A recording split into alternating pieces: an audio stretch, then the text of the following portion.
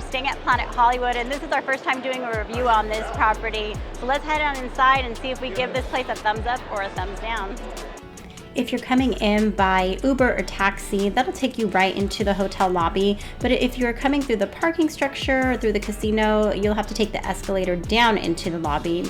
And you'll usually find a pretty long line. They don't have a whole lot of front desk agents working because they're really trying to get people to use the kiosks. Now, we actually did use a kiosk on our last trip, and it's pretty easy. Just put in your ID, your credit card, confirmation number, and it will spit out your room keys. The only bad thing about the kiosks is that you can't ask for an upgrade because you're not talking to an actual person.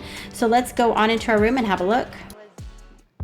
Planet Hollywood was formerly the Aladdin Hotel, so it actually goes back to the 60s. There was an Aladdin Hotel on this site, and they eventually imploded the main tower in the late 90s to build a new Aladdin property. That one opened up in 2000, but they didn't do so well financially, and so in 2003, Planet Hollywood took over.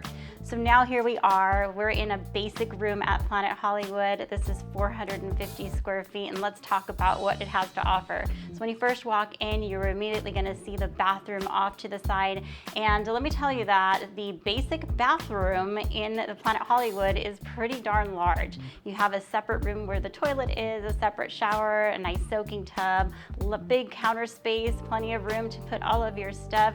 So that stood out to me immediately as being oversized for a basic room.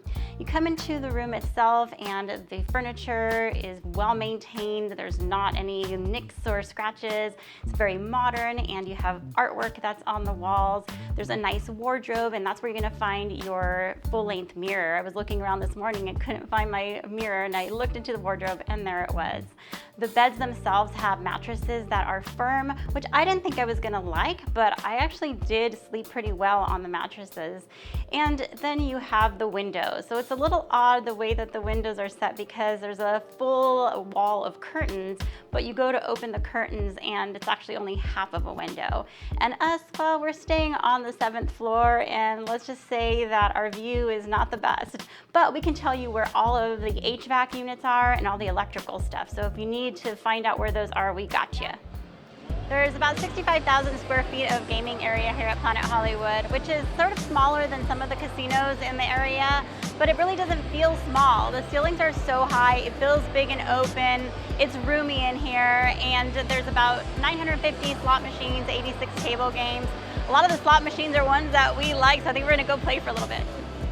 On the casino floor, you're going to find Gordon Ramsay's Burger, P.F. Chang's, Yolo's Mexican food, Earl of Sandwich, and Cafe Hollywood. There's also a Starbucks on the casino floor area.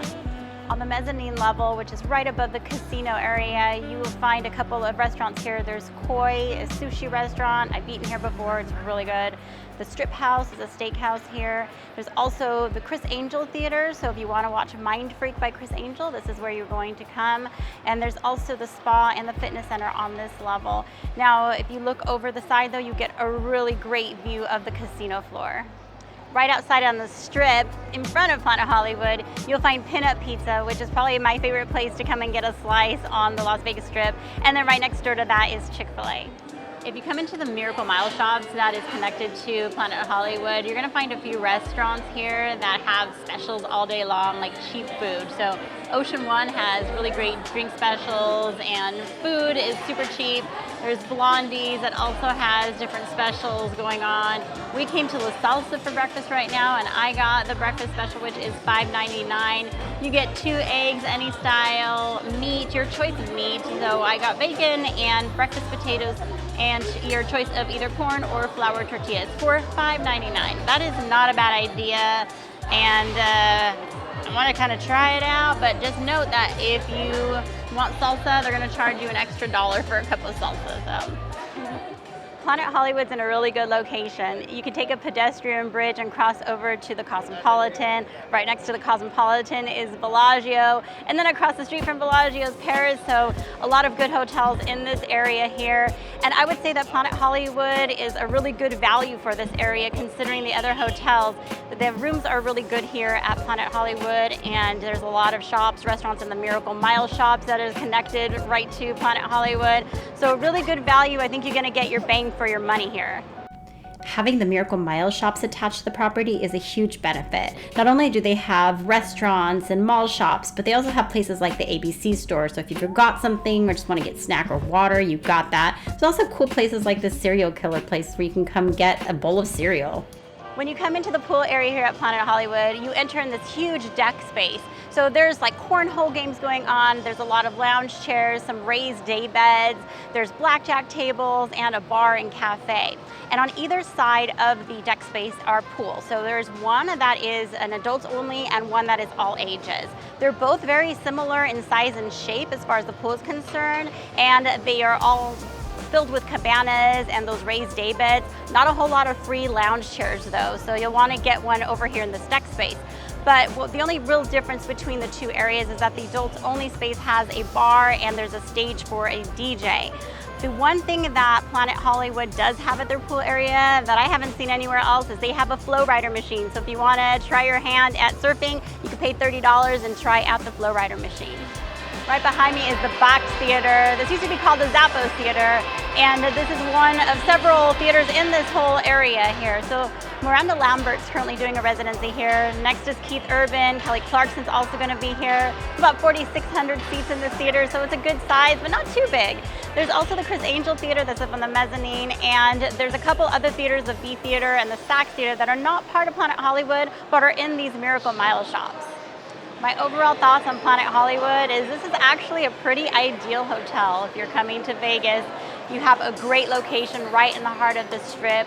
The rooms are spacious, clean, and have a lot of amenities.